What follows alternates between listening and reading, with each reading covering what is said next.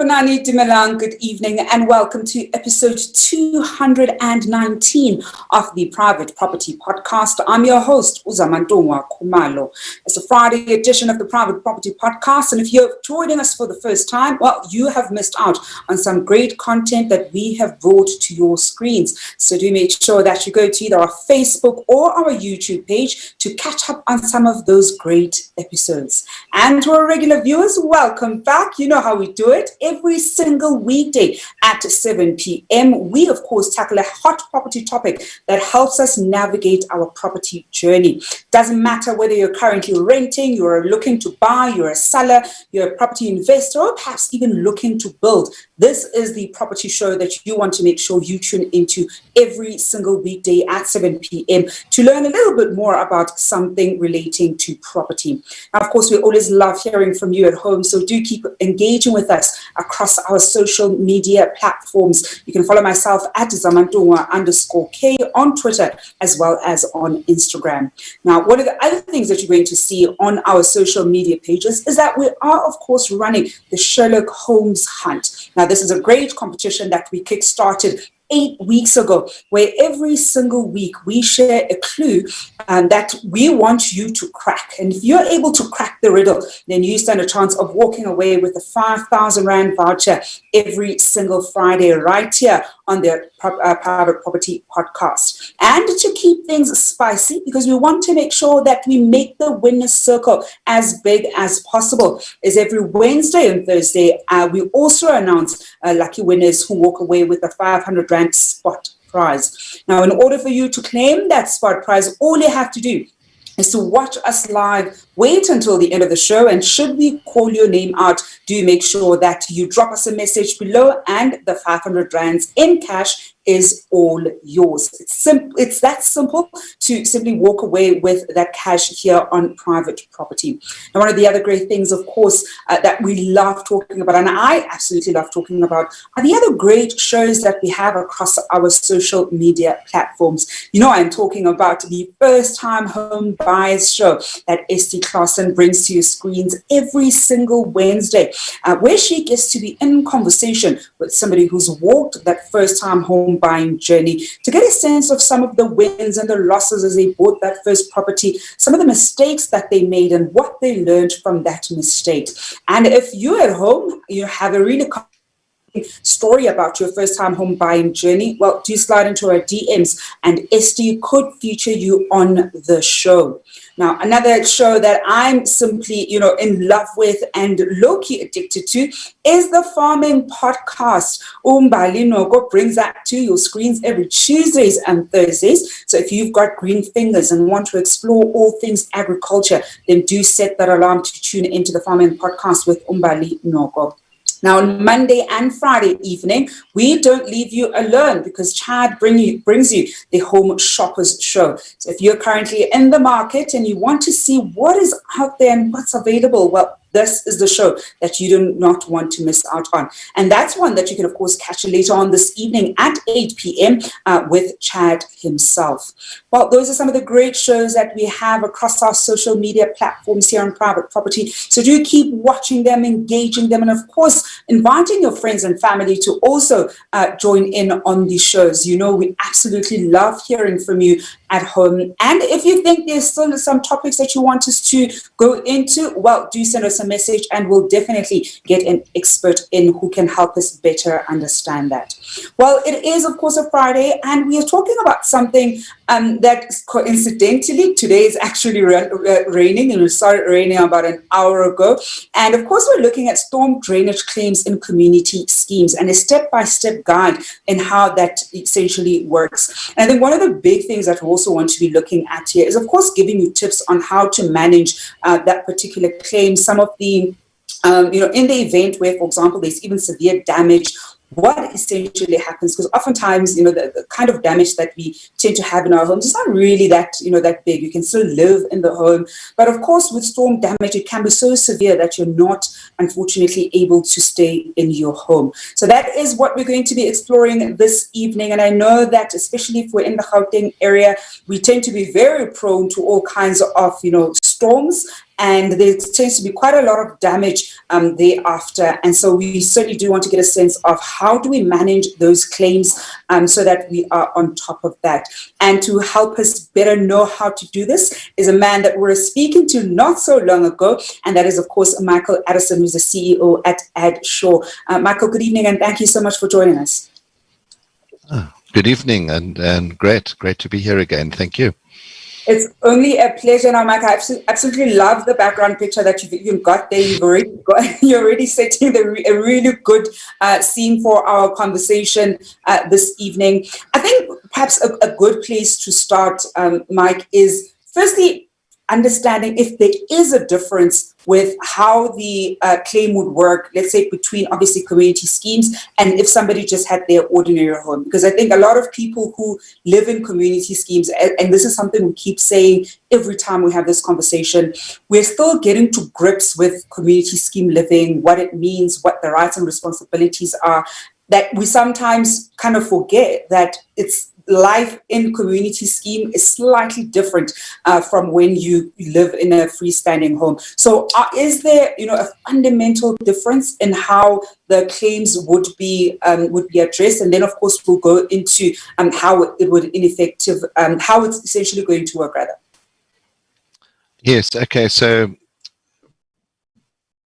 précis of your question is the difference between a storm damages claim in an ordinary home environment or a community scheme versus a community scheme environment. So yes, there are some differences. The coverage itself is much the same.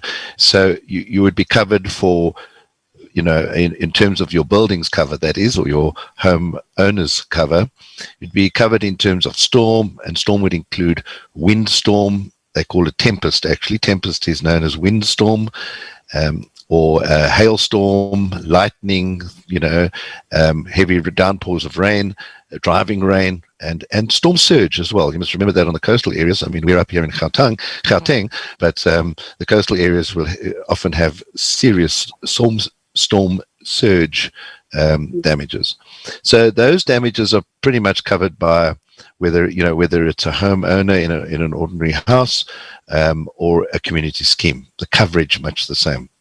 Mm-hmm. Community schemes, though, is far more complex, and there's a huge responsibility on the trustees, and it's often, the seriousness of it is often overlooked. And as I was saying earlier, before the show, we've recently been involved with a huge claim. Only 2 weeks ago in Benoni, there was an absolute deluge of hail. And for those of you who might be on the show from Benoni, you will certainly know about it, especially the center of town. And one of the complexes there we look after, and 153 owners have had severely damaged storm hail damage, within the space of half an hour. 153 units damaged, all owners affected, some more severely than others, and that puts a completely different light on it. I mean, you've got to deal with 153 effective homes all in one. And that takes some doing. And I can elaborate a little bit more on how to protect yourselves from those scenarios. Mm-mm. And I think, one of the things, Mike, we'll get to how to protect ourselves in that kind of scenario in a bit. I think let's get to then, in the event where there has been a storm, hopefully your community scheme is not going to have 153 units that are affected as the one that you're dealing with. I'll actually ask you a little bit more about it later on. What then are the steps so that members who want to, make a claim can make a claim, and obviously fixtures can start being made? Okay, so in a normal claim scenario, so what we're going to do is we're going to divide it into two boxes. Again, I always like my boxes. So your first box is an ordinary claim. So you've had storm damage, and maybe your patio window was smashed, or something. The awnings came down, maybe a tile shifted, and you've got a bit of leaking. So, your place is okay, but it's inconveniently damaged. There you would advise your broker straight away that you've got a claim, that you've got a storm damages claim, and you would normally complete a claim form if you're still using paper, or an electronic claim format, and you'd submit your information about the claim. You would have two quotes usually. Here's a quote from a contractor A to do the repairs, and a quote from contractor B. And contractor A is the preferred contractor. The prices are much the same. And then usually, if it's not too much of a cost, if it's under 15 or 20,000, and the quotes are well constructed, from proper contractors, the insurance company will very often say, right, go ahead, use your contractor, and we'll pay the claim. Almost, within days if you've submitted that. Sometimes, if it's more severe damage, they will send out a loss adjuster. With severe storm damage, they definitely send a loss adjuster. A loss adjuster, for those who don't know, commonly called an assessor. But chefs don't like to be called cooks, and I know loss adjusters don't like to be called assessors. So we call them loss adjusters, by the way. And so the loss adjuster is a professional. They're very experienced in their field, and they would go out and assess the damage, and then loss adjust the damage, but they do assess the damage, and they cost it, and they make sure that the quotes that you've received is fair, and they just make sure, and they might help you. I mean, I had one today from a fire claim. It's completely separate, but the idea was the loss adjuster is helping the client. The client has got his quote, but he's actually said to the client, what about your electrical? Before we pay out this claim, let's check the electrical for you, make sure that your electric's all right. So, the loss adjusters actually help in severe cases as well. Okay, so that's an ordinary claim. On the sectional title side, similar, same sort of scenario, but the body corporate is the insured, or the HOA is the insured. But in a community scheme of a body corporate nature, you must remember you've got owners who would be insured by the body corporate's policy. In an HOA, the owners would have their own insurance. Yeah. So in a body corporate, now you've got to go to the trustees or the managing agent, and they will assist you with the claim, because the body corporate is actually the insured party, and they would help you. You would probably get the quote. Different schemes work a bit differently, but by and large, the owner gets his contractor in, or the body corporate helps them, and you get your claims in the same sort of process, just that the body corporate would sign off the claim. If it's severe, like now you've had a deluge like we had in Benoni, then it's almost, you register the claim there and then, and an hour later you try to get the loss adjuster out if you can, almost immediately, so that you can take over and actually appoint people and contractors straight away. Okay, so that's the real difference. It depends on the severity. Low severity, you can pretty much get your broker involved, ask your broker, and your broker will help you and tell you what to do, pretty much what I've told you.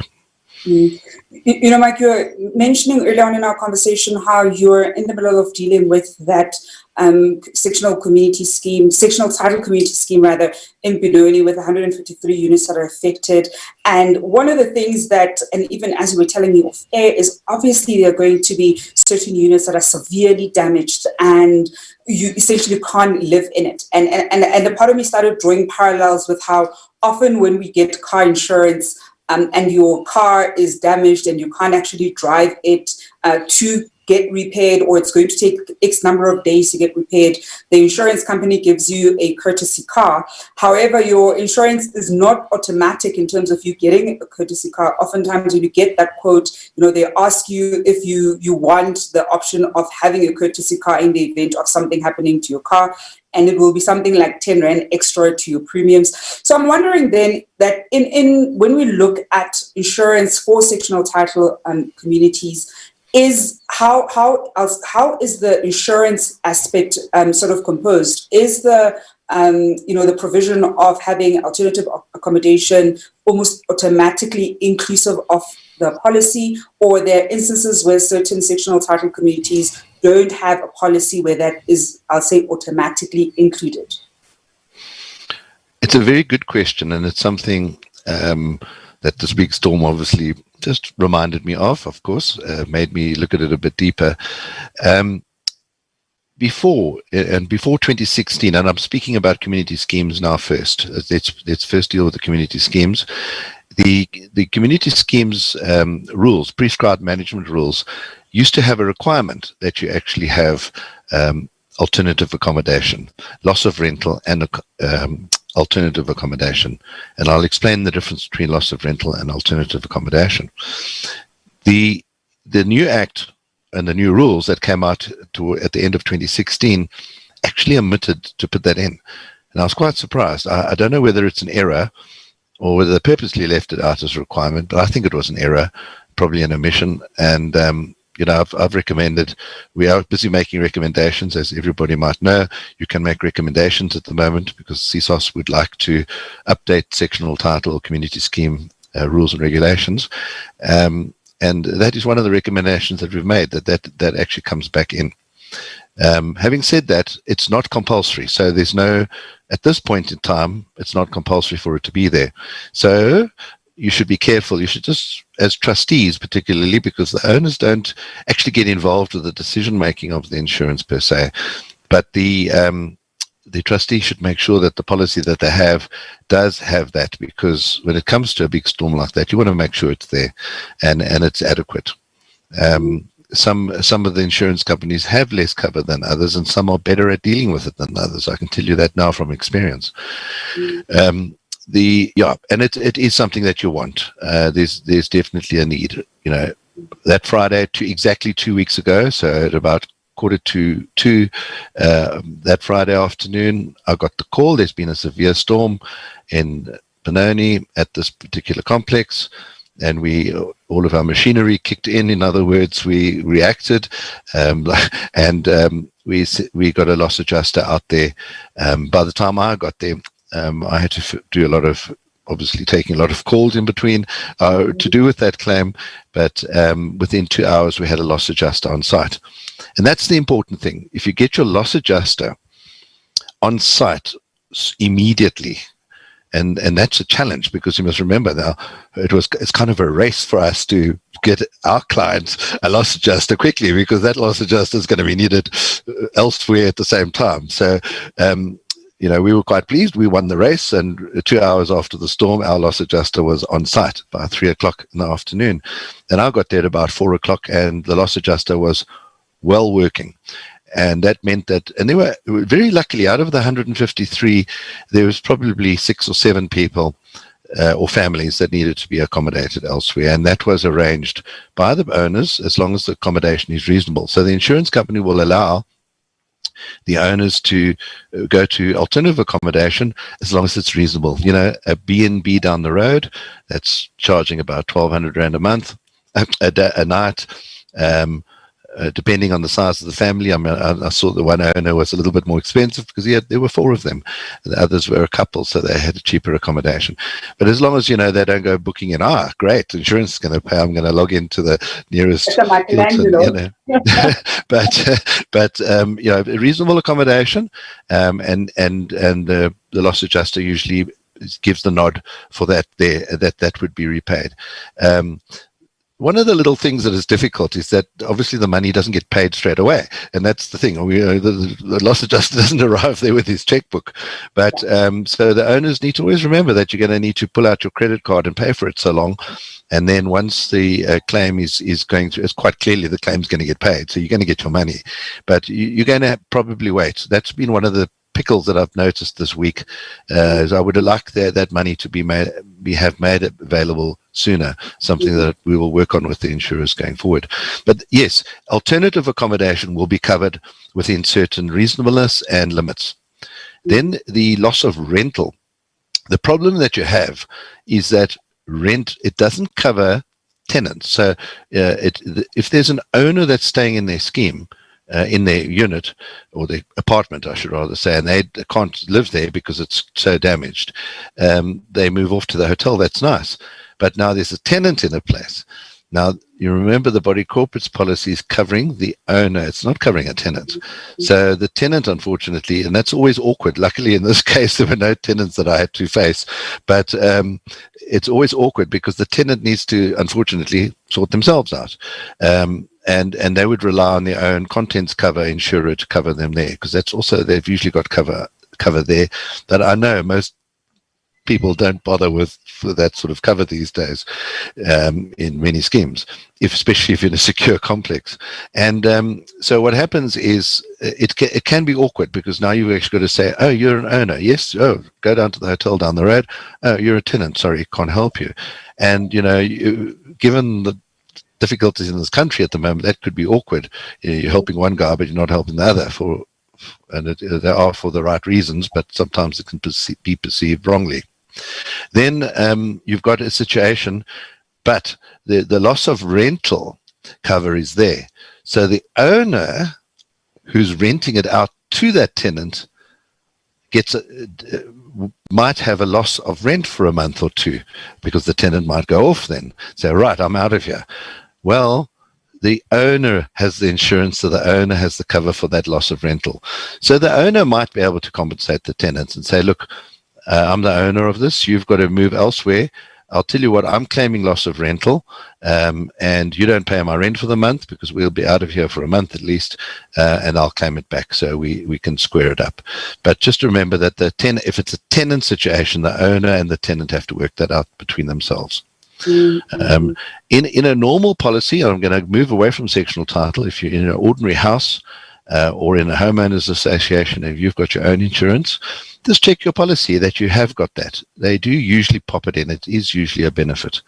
Now, last time we had a chat, maybe some of the listeners are still here tonight from the last one, but because we know we always have regulars, don't we? But and I'm a regular too, by the way. I also tune in. We spoke about resulting damage, and we spoke about consequential damage or consequential loss. So your immediate damages from the storm would be your damages, storm damages.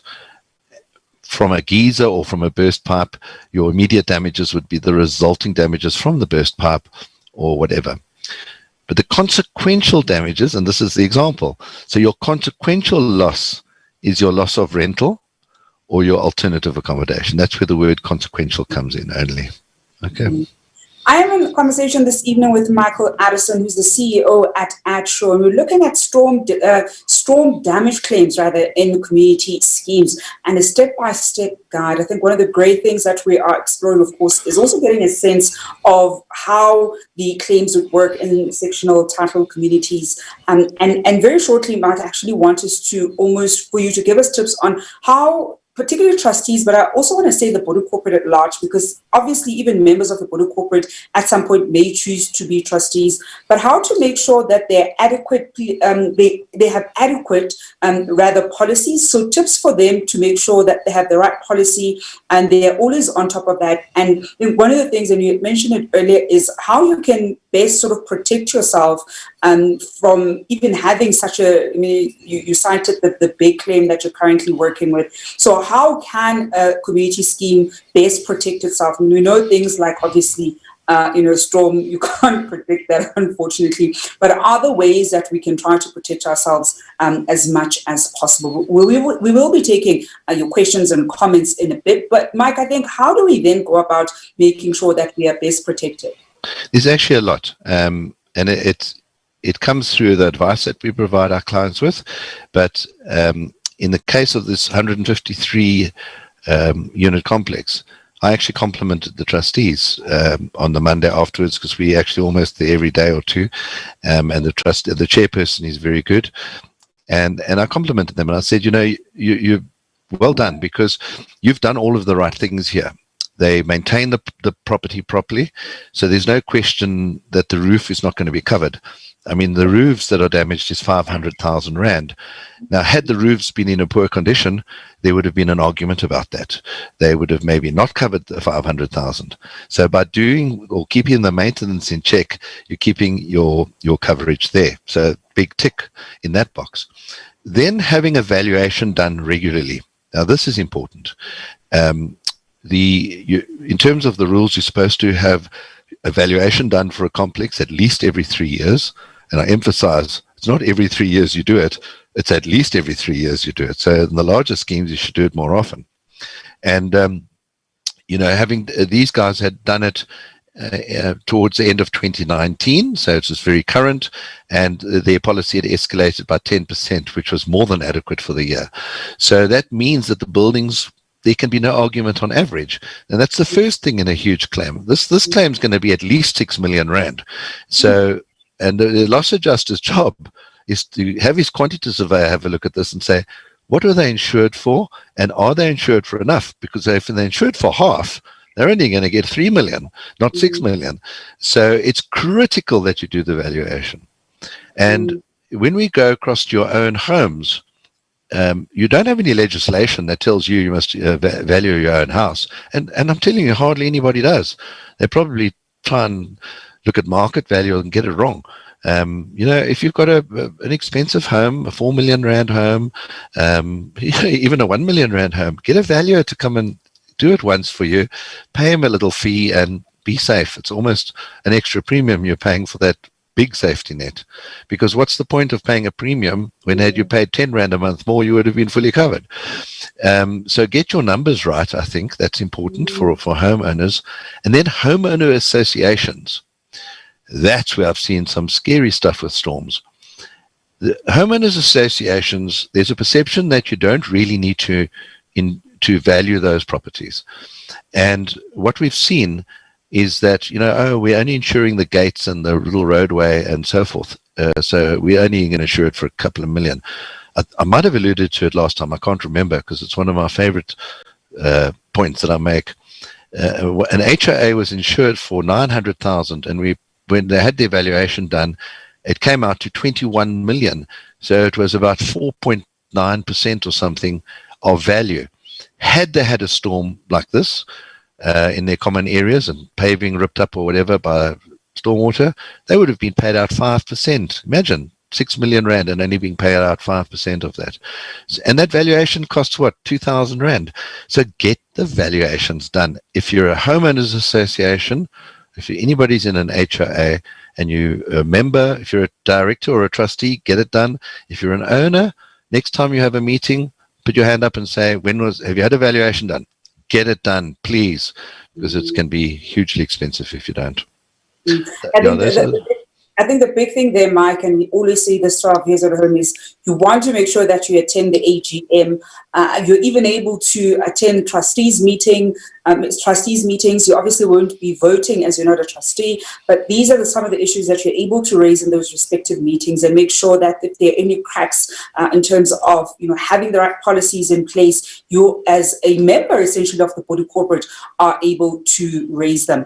We are taking your questions and comments as we're talking about storm drainage claims in community schemes, and we've got a question here coming through from Bernice Barber, who asks, do these body corporate insurance policies cover damage to geysers which get damaged due to the water pressure fluctuations and power outages that affect the entire complex? Okay, so we're off storm and we're off onto the geyser.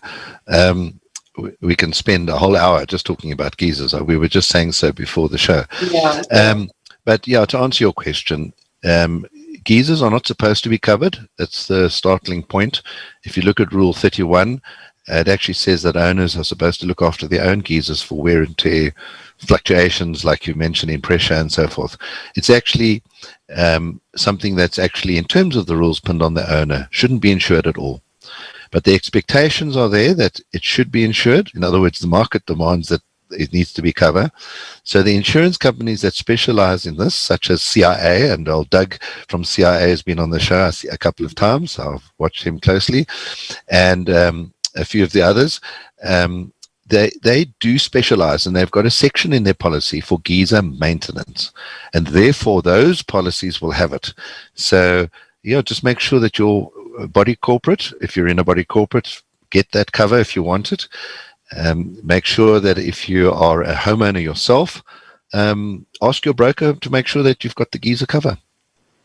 Slightly different question, Mike, that isn't quite about community schemes, but I want to actually, slide it in here because I can see that this viewer is in particular distress. It's coming from Tashi Combs, who asks, what can we do if the house we purchased doesn't even have drainage pipes and gutters or even a drain for the bath water to go down? The water just stands outside. Storm water goes directly to the ground, not into a gutter. There's water soaked in the ground at all times. Okay, that's actually a very good question, and it relates directly to sectional title or anybody's home. So it's a very good question. In fact, I've got a few little notes here because I know there's some things that I'd like to cover. And this comes into it. So it comes into preventative first of all. So it's up to the property owner, the body corporate, if it's common property, or the homeowner if it's your own home. Unfortunately, you bought it, so you need to fix it. Okay, so it's not an insurance claim if there's something defective. Insurance specifically, and all policies, I haven't seen one policy that doesn't exclude defective design or defective workmanship.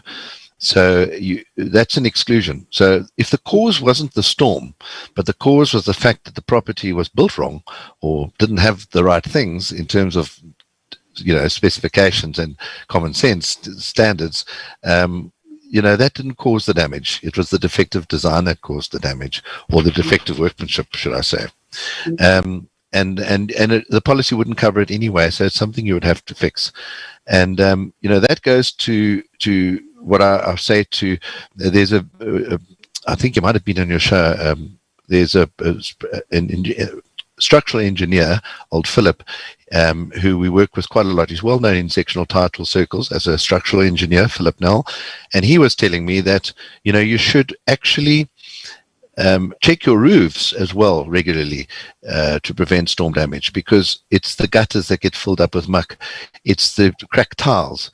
You need to go and check and make sure that the tiles haven't shifted when it's dry season, just before the rainy season. Cape Town, let's do it now. Unfortunately, you had your first heavy rains on Wednesday in Cape Town, guys. If there's anybody in Cape Town in the show, you know what I'm talking about.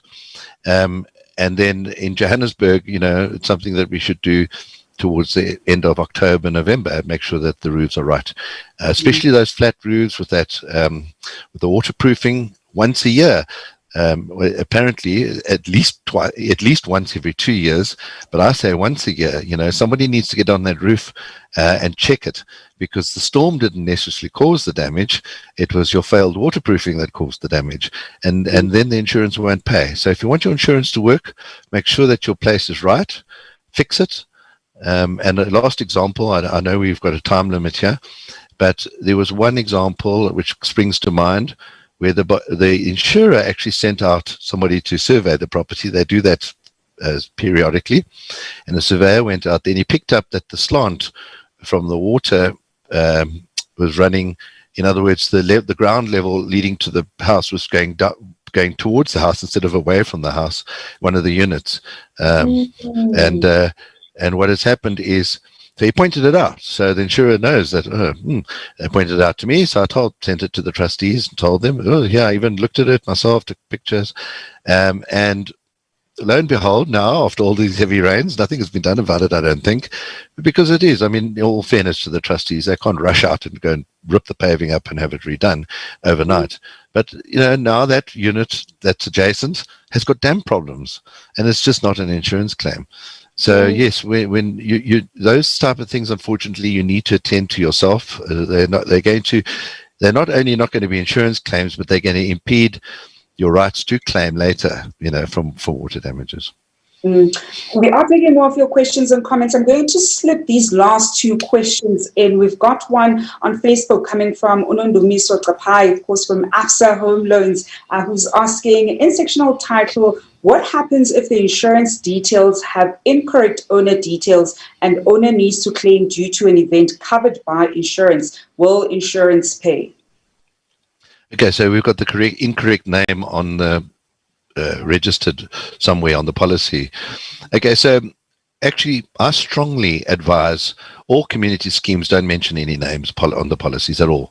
Not only for this reason, in fact, that's another good reason. So I hadn't thought of that one before. But the main reason I don't like to see an owner's name in a community scheme policy is it's a little bit personal.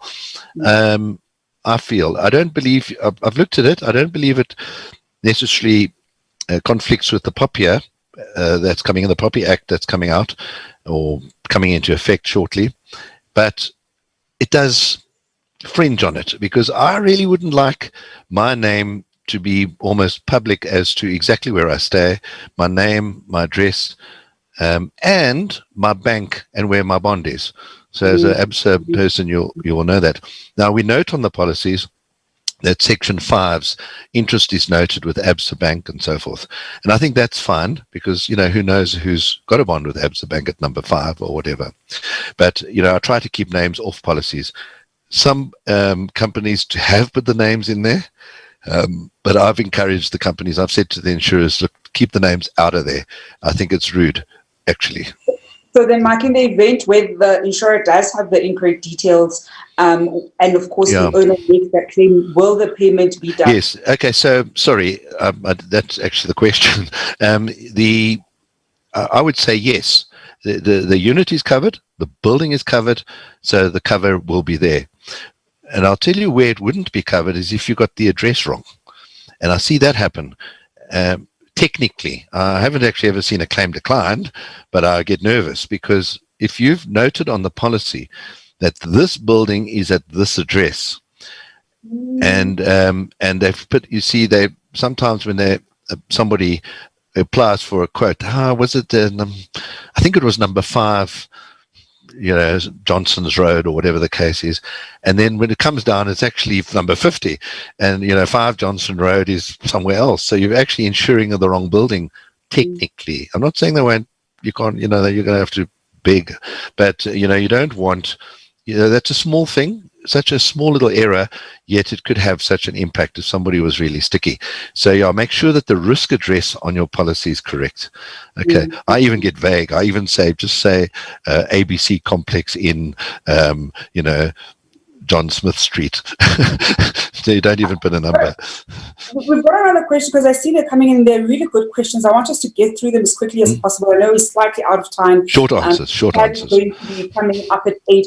Another great question here is coming from it's a comment rather coming from Natalie LaRue, saying, we have a flat roof and it rained in our house. Insurance wouldn't pay. According to them, we didn't maintain the roof, even though we showed them the repair invoices when we bought. So that's just a comment from Natalie. A question here coming through on Facebook from Napenyane Makolo, who says, what would be a recourse for poor workmanship resulting in property damage?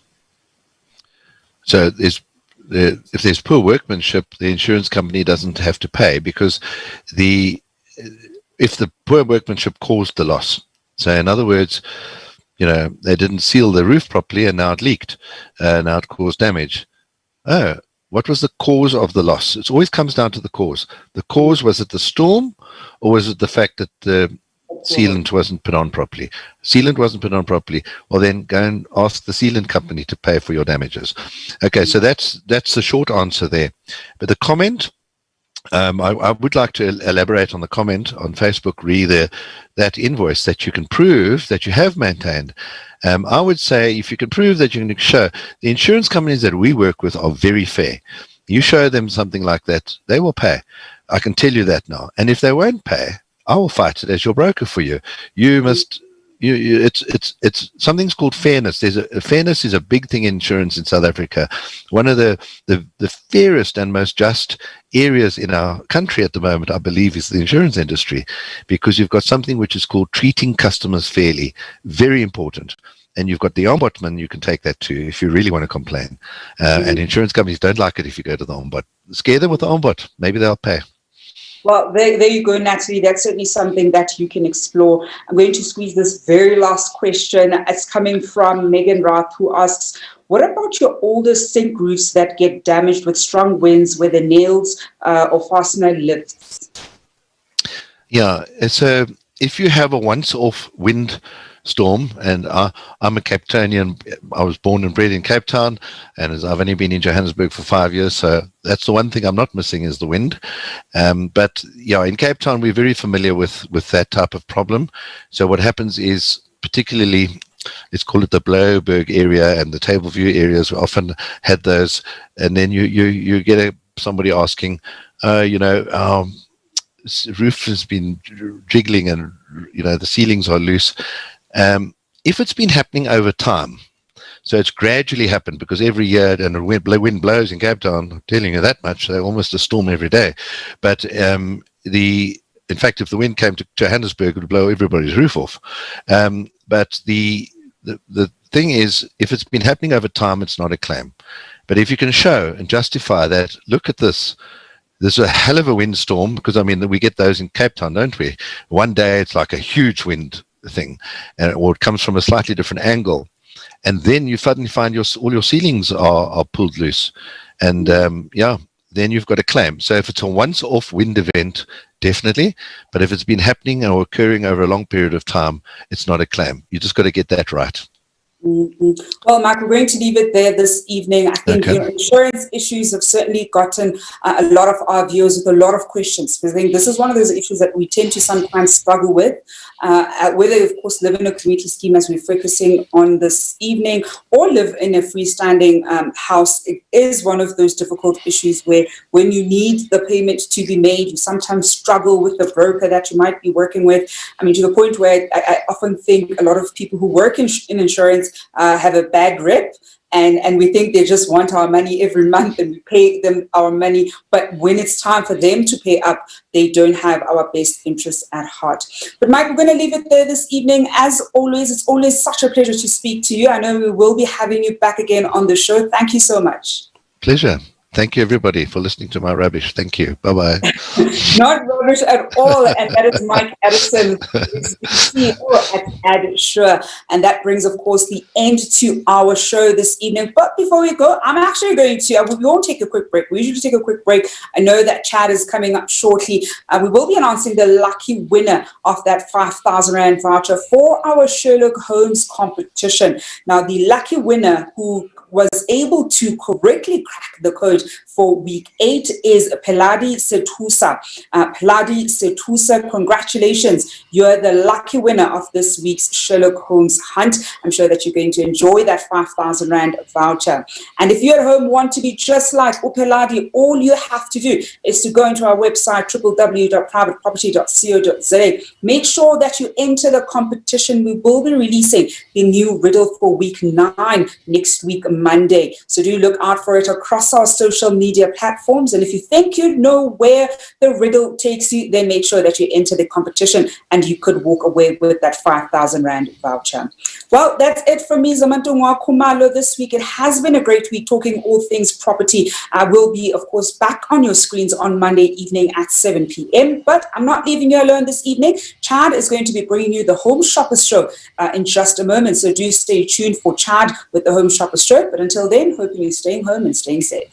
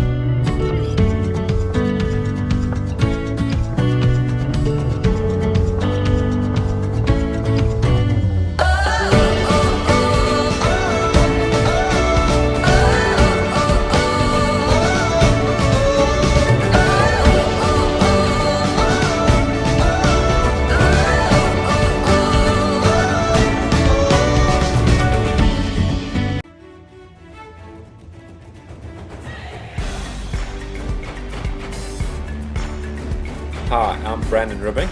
I'm an entrepreneur from Durban.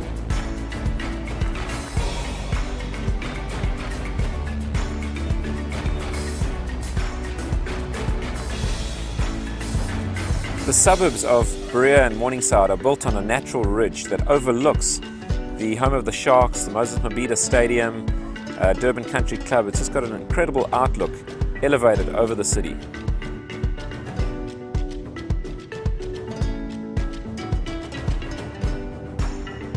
Living in Morningside makes so much sense to us because everything is so central. Anything that we choose to do is a couple of kilometers away or a couple of 100 meters away. Restaurants, coffee shops, it's all here on our doorstep. You know, we've got great schools here. The girls' schools just close by are Moristella and Durban Girls College, and then fantastic boys' schools, Durban Preparatory High School, DPHS, one of the top primary schools in the country, and then Clifton, which now goes all the way to high school. It's so convenient to be in this area where everything is close by.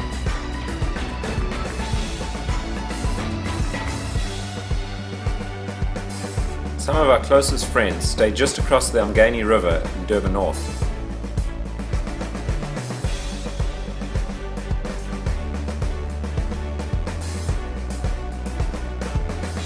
Durban North is very family orientated with some great schools, some excellent restaurants, and some small commercial centres. The promenade along Durban's beachfront, also known as the Golden Mile, got an incredible facelift for the 2010 World Cup and today is used by all of Durban's population.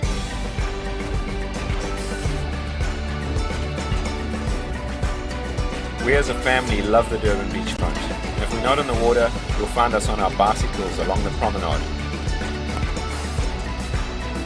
Being a world paddleboard champion, I've travelled to some of the most amazing beaches around the world, but nothing comes close to what we have here in Durban.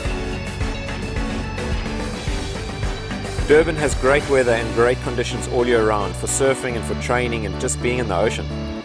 And that's why it's known as the warmest place to be. We've lived here our whole lives, and there's no place we'd rather be, and this is our neighbourhood.